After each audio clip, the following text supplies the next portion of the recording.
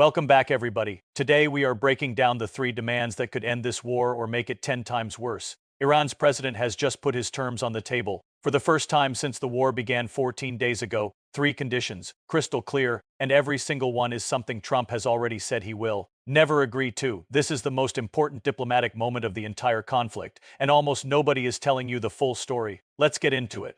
First, let's understand the two completely opposite voices coming out of Iran right now, because this is the key to understanding everything. Iranian President Masoud Pezeshkian said Iran would no longer attack neighboring Gulf nations unless they facilitate U.S. or Israeli attacks, and he apologized to the region after Iranian strikes killed people in Kuwait, the UAE, and Oman. An apology from Iran's president to its neighbors. That is the language of a man who wants to find a way out.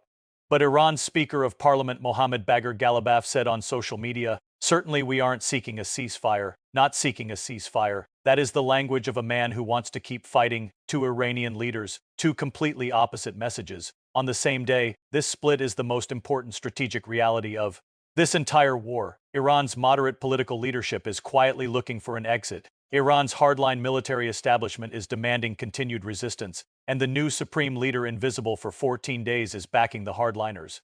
Iranian Foreign Minister Abbas Araghchi told NBC's Meet the Press, "We need to continue fighting for the sake of our people." He said they are killing our people, they are killing girl students, they are attacking hospitals. And he pointed out that indirect nuclear talks were underway when the US attacked Iran in June 2025. And negotiations had resumed in February 2026 when the US attacked again, saying, "We have a very bitter experience of talking with Americans, a very bitter experience of talking with Americans, who started bombing while negotiations were still happening, twice." That is the context in which Iran's three demands must be understood, not as an invitation to negotiate, as a statement of minimum price, after being attacked twice while sitting at the table. Now let's go through the three demands, one by one, because each one tells a complete story. Demand number one, compensation for damage. Iranian President Masoud Pezeshkian laid out Tehran's conditions for ending the war, including compensation for the US-Israeli assault, America paying Iran for the bombs America dropped on Iranian cities, infrastructure, schools, hospitals, and nuclear facilities. Trump's response to this demand? He has spent 14 days demanding unconditional surrender. On March 3rd, Trump said on Truth Social, "Their air defense, Air Force, Navy, and leadership is gone. They want to talk. I said too late." Too late. That was Trump's response to Iran's first attempt at communication. And now Iran is saying, "If you want us to stop, you pay." The political reality of this demand in America is almost impossible to overstate. No American president has ever paid reparations for a military operation. No Republican-controlled Congress would ever authorize it. And Trump, who demanded unconditional surrender, would face complete political implosion if he agreed to pay Iran $1. But here is the diplomatic reality that Iran's negotiators know perfectly well. Reparations can look like many things. They can look like sanctions relief. They can look like American investment in Iranian oil infrastructure. They can look like a development fund administered by neutral parties. Iran is not necessarily demanding a checkmate out to Tehran. Iran is demanding acknowledgement and economic relief for what was done to its people. Demand number two, firm international guarantees against future attacks. Iran has told regional intermediaries that for a ceasefire, the US must guarantee that neither it nor Israel will strike the country in the future. Iran is particularly concerned Israel will attack again after the current war ends, and here is why this demand is the most strategically brilliant of the three. America cannot guarantee Israel's behavior. Full stop. Israel is a sovereign nation. Netanyahu has already said the operation has no time limit, and Israel's defense minister has said publicly that Iran is no longer immune from Israeli strikes ever for as long as Iran poses a threat. Trump told the Times of Israel that ending the war would be a mutual decision, with Netanyahu suggesting the US would not pull out unilaterally. Mutual, meaning Trump cannot end the war without Netanyahu's agreement, and Netanyahu cannot give Iran the guarantee it needs, which means under the current framework this demand cannot be met, and Iran knows it. Demand number three, recognition of Iran's legitimate rights, including its nuclear program. The Trump administration has increasingly demanded that Iran abandon uranium enrichment, making this a central issue. Khamenei rejected the proposal, dismissing this US demand as excessive and outrageous. He accused Trump of lying about seeking peace.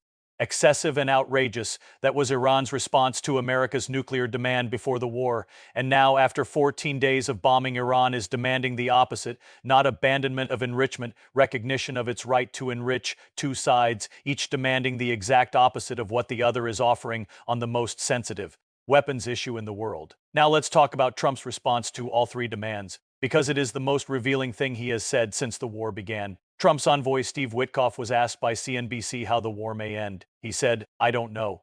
I don't know," the president's special envoy, when asked how the war ends 14 days in, and Trump himself.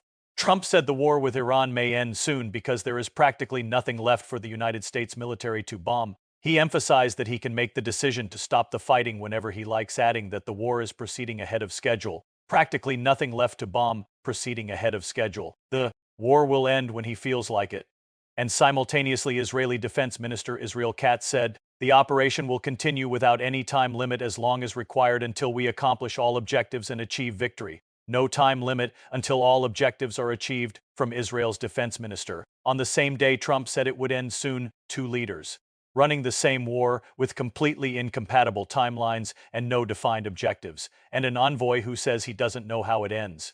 Now let's talk about the deeper truth behind Iran's three demands, because there is a bigger story here that nobody is telling you. Prior to the strikes, the United States and Iran held 3 rounds of nuclear negotiations mediated by Oman.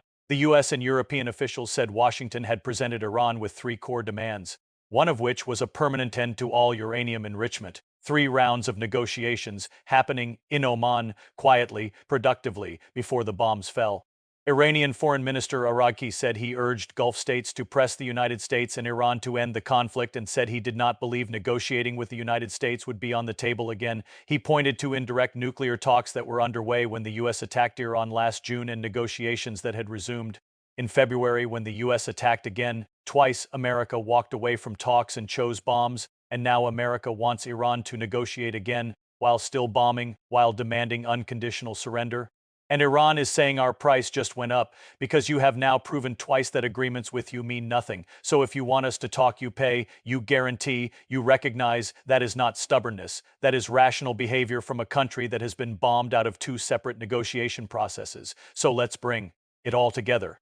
Iran's 3 demands: compensation, security guarantees, nuclear rights are each designed to be simultaneously a maximum opening position and a minimum statement of dignity. They are carefully calibrated to be impossible for Trump to publicly accept, while leaving just enough diplomatic room for something to be worked out through intermediaries in Oman, Qatar, and Saudi Arabia. Trump says unconditional surrender. Iran says pay us, protect us, recognize us. The envoy says he doesn't know how it ends. The Israeli defense minister says no time limit.